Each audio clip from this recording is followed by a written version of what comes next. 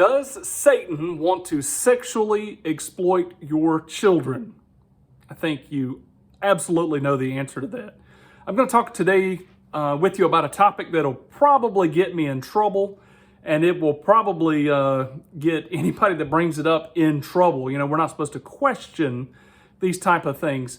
But I want to start with saying that as a parent of our children, we don't think of them in the way that the world thinks of our children. And I'll give you a for instance, and it's going to take a moment for the whole for instance to come together. But I've got a little 6-month-old daughter. She is sweet and precious. This morning, I come out of the bathroom from taking my shower, and she's laying there on the bed, and she's wide awake. My wife is not slept well, and so I was like, I knew that I had to take this little baby, and I took her upstairs with me, and I had drank my coffee and held her and played with her, you know, until my wife got up and at 'em. And so I love my little daughter, and so she is a joy and a blessing to my life. She is as pure and sweet as they come. And so if my little baby daughter is ever in a onesie outfit with her legs hanging out of it, her cute little fat legs, there is not a terrible, awful, evil thought that ever comes across my mind. As is true of 99.8% of the world, of any decent human being, and especially of parents, we don't think sexually about our children. Now, our children have a sex, but as such, they are asexual or non-sexual for years upon years upon years. And anybody that is familiar with reality knows that children and babies eventually grow up and become sexual as they go through the process of puberty. We're all aware that there is this change that happens. Now, as parents, we obviously love our children in their sweet, blessed, asexual or non-sexual state, that we just love them to death. And we actually don't want to think about their sexuality. Like we don't want to think about it. It's kind of uncomfortable. And when you begin to think about that, it's the same as for little children. You know how little children don't want to hear about their parents having sex? Oh, I don't want to know. They don't want to know about those things.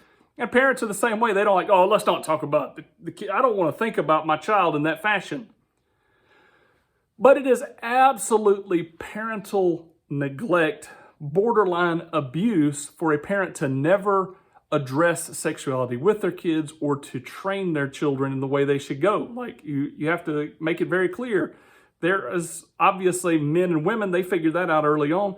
But as they figure out man and woman, you have to explain to them like where babies come from and that it's good to be married and to have one sexual relationship for your entire life because that is the perfect design of God. And it is so safe and so satisfying and so fulfilling in so many ways. You know, you have to teach your children about this. But the point being that as parents, a lot of times we don't want to think about the sexuality of our kids, but in this case, we need to and we have to. Here's something that the entire world knows, not the Christian world, the entire world knows, is that men have eyeballs and women have bodies.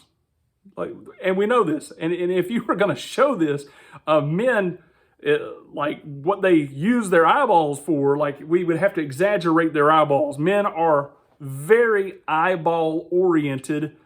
Everybody on planet Earth knows that men, one of their primary sexual parts of their body is their eyeballs. Men are sexually aroused by their eyeballs.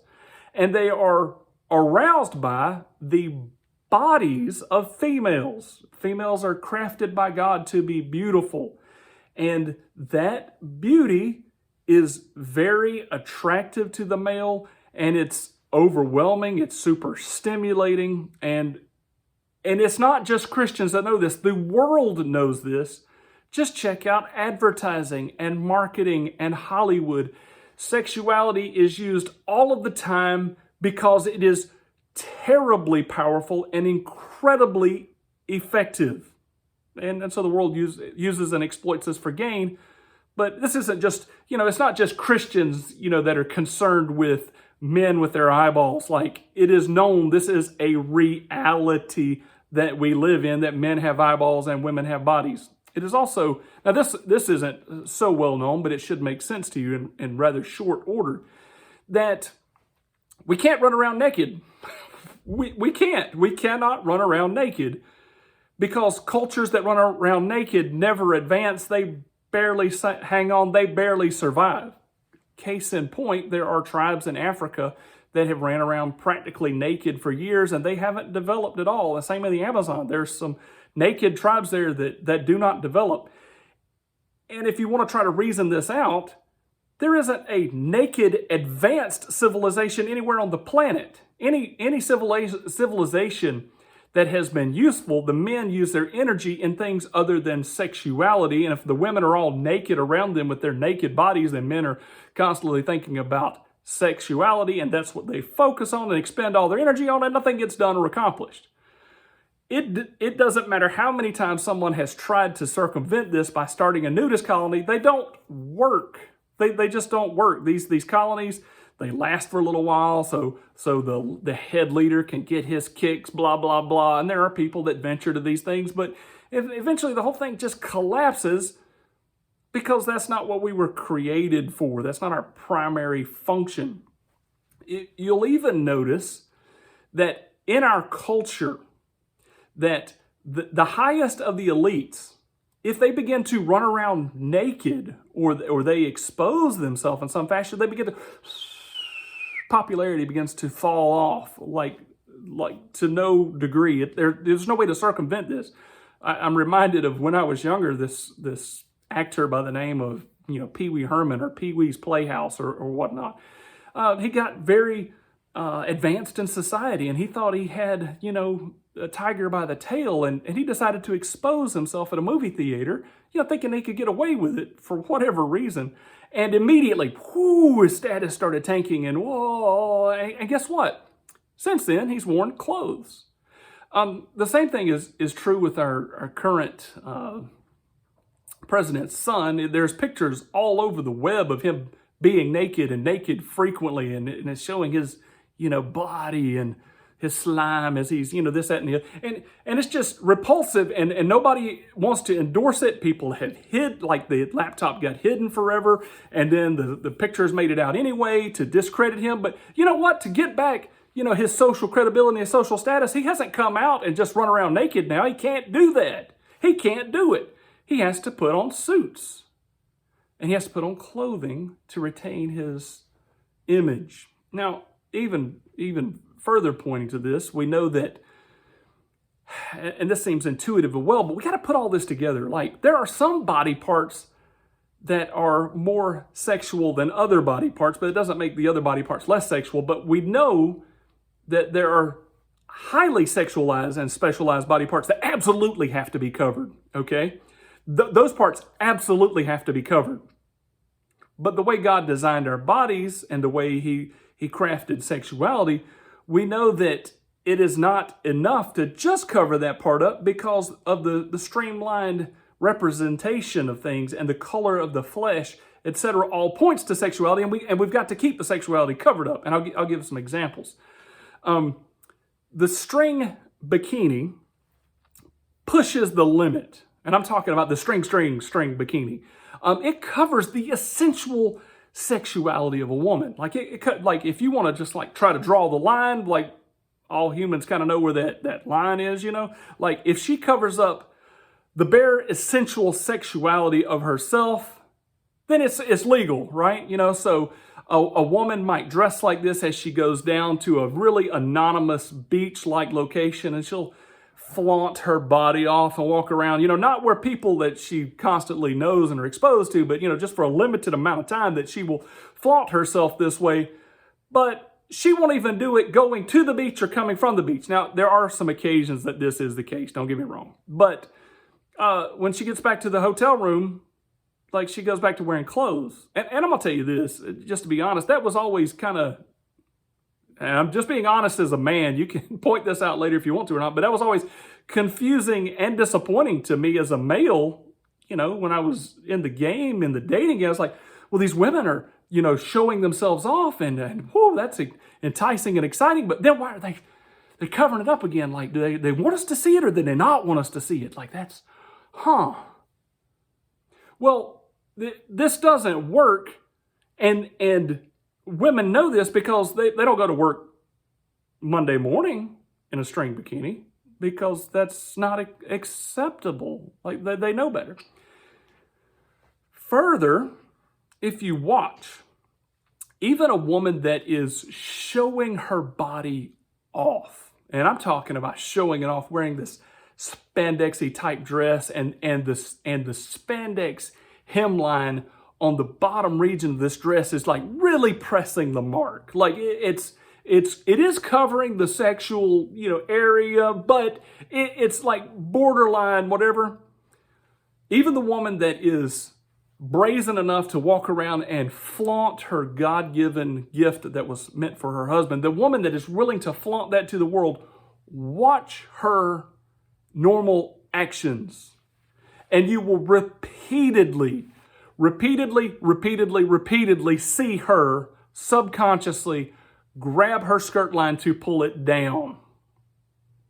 Not as if it's going to go down any farther, but she is self-conscious when she's not consciously being brazen. And she'll pull it down. Because she's out in public and she knows that she should not be exposed. Now, talk a little bit about the woman's body and the psychology and the interior knowledge of what's going on here. But let's talk about men for a second. So we know that men have these sexual eyeballs, and we know that men are the aggressive sexual sex. Like, we know that's what's like constantly on their mind according to psychology, unless you've given your life to the Lord and surrendered that beast and began to use your energy in the way that's supposed to go. But men, just as a woman can't expose her flesh, men can't express their true intentions. They're not allowed to walk up and say, hey, baby, I want to go and do blah, blah, blah, blah, blah, this. A man is not allowed to say that because as soon as he is like, oh, you pervert. I don't even care if the woman is dressed as blazingly as I talked earlier. If a man walks up and says that, she's all of a sudden like disinterested. She's like, whoa, like I get to stay away from that guy. He's only got one thing on his mind. A man can't just blatantly say what he wants to do. And a man cannot walk around his office space saying that, what he wants to do. He can't say it openly because if he does, it's considered sexual harassment. Well, even one step back from that, a man that has sex on his mind, and trust me, men have sex on their mind. It's like, if you don't know that, you're not really paying attention. And why would the industry try to sell it all the time? So these men have to hide their intentions. They have to hide their intentions behind innuendos. They have to say things like, hey, baby, me and you need to go to the ocean. And blah, blah, blah. Now, I try to use an example that doesn't really work or fit anything, but you get my point. To get the sexual innuendo, they want to promote the idea of sex, but not really say it because if the girl rejects it or she's not interested or it's not the right time of day to ask her, etc., like they need an escape route. And if the girl goes, how could you say that you wanted to go to the ocean with me? Like if she responds, he needs it out and like, hey, all I meant was I want to go to the ocean with you. That would be really cool. But if you're not interested in a relationship, then okay. So men hide their sexual intentions. And we know this. People know this. Women know this. And it's one of the reasons that if a man is dropping a ton of sexual innuendos, he can still be accused of sexual harassment. And he can still be fired from his job. And people around him still know his intentions. They're like, that dude is a creep. He gives me a terrible, bad vibe. I am not okay with that guy being around. I mean, that's disgusting. This guy, oh. So, just as a woman can't openly display her body A man can't openly display his intentions, and he hides behind the innuendos, even though we know that the innuendos mean something. Like if you experience an innuendo, you're like, that means something. We're not too stupid to know that. But we also know that men hide their true intentions and that the innuendos mean something. Now, all of that brings me to a point. What's up with the Catholic skirt? I said it. What's up with the Catholic skirt? If you look at all the cultures around the world, it is not at all surprising to find that the women wear dresses. You got the kimono, and you've got, robes, and you've got in England, you got the ballroom dresses, and it is just very common that women wear dresses. That is cultural in most locations, and you might even not realize this, but throughout most of history. When I began to look back at Greek and Roman statues, I was like, I wonder what the dress code for women was. And the Greeks and Romans, they carved some sexual statues as well. Don't get me wrong and say that I don't think they did, but the women had dresses in these statues. And if you go back all the way to the Egyptian pictographs, like if you go into the tombs and whatnot, the pyramids, where the Egyptians have pictures up on the wall, you see pictures of women in dresses. Now, just as it's common throughout all cultures and throughout most of time that we have recorded in front of us, see women in dresses, that you also see them in pretty modest dresses. It's pretty common. It's kind of like we know better. It's kind of like we know that there's somewhere in the thigh line, I'm not going to say where. I think it's different for every woman. I think it's different in different places and different angles, etc. But we know we're somewhere in the thigh line that there is this beginning of immodesty and a beginning of introduction. And throughout culture and most of culture throughout the world, women have long hemlines. It's down pretty far. It's way down. The dress is way down.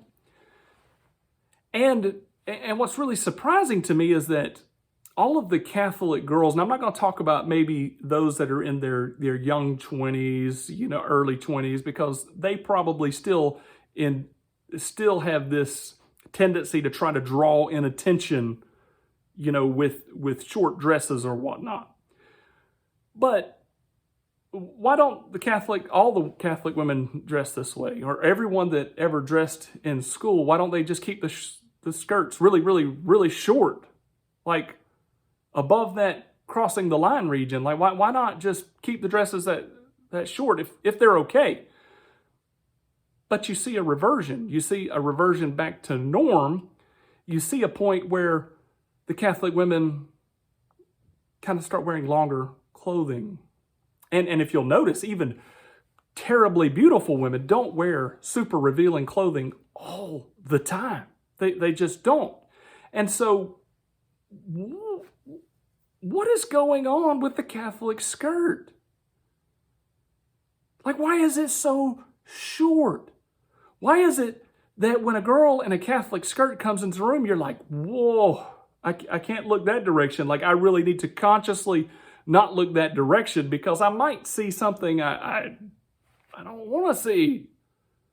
Like, as a man, maybe I want to see it, but why in the world would somebody put their children in clothes that are below the norm of normal and headed toward revealing? And I'm going to say past the mark of revealing. I think that this is intentional.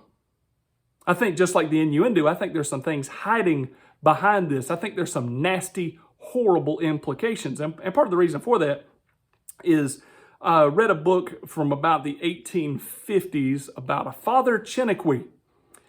And Father Chiniquy eventually left the Catholic Church, and it was because of, at minimum, all of the raunchy, horrible sexual things that were going on behind the scenes. He said that just about every single month, he knew of a Catholic priest that was being carted out of town, and then that there would be these bastard children that kept popping up out of nowhere.